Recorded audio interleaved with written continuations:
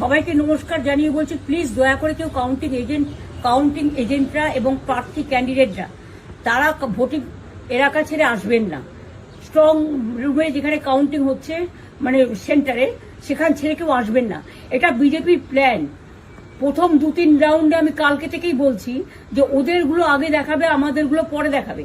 এবং অনেক জায়গায় 2-3 রাউন্ড কাউন্টিং করার পরে প্রায় 100টা জায়গায় কাউন্টিং বন্ধ করে রেখে দিয়েছে। এবং কল্যাণীতে ধরা পড়েছে 7টা মেশিন, যেখানে কোনো মিল নেই।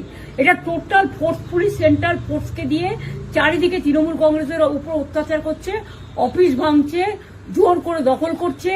এসআইআর নামে আপনারা দেখেছেন ভোট লুট করেছে যাতে যে সিটগুলো জিততে পারে।